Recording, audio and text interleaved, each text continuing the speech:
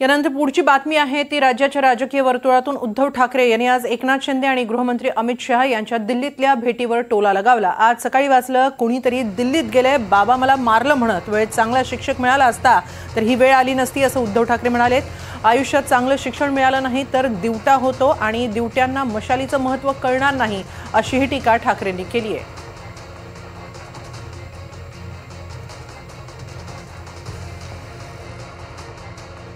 विरोधी पक्षाचा आमदार किंवा खासदार म्हटल्यानंतर कशा त्यांच्या त्या मुठी आवडल्या जातात किंवा नाड्या आवडल्या जातात हे आपण वृत्तपत्रातून वाचतोय। आता तर कहर म्हणजे त्यांच्यातच आपापली नसा आवडल्या सुरू झालेले आहे।